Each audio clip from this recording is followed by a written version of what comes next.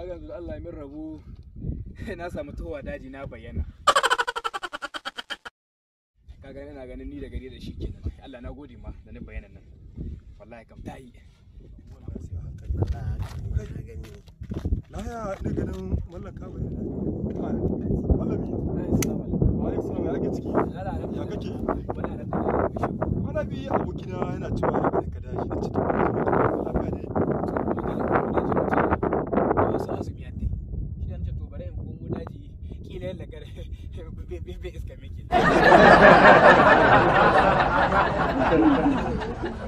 A to kai ko mutumina duk duniya akwai inda azumi iskan mutum.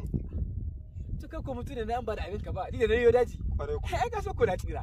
Da alamu wanga ya bace ka mu dawo bar shi wanga ya bace ne mu dai za mu ce ya wanga ya bace ne wai no no no no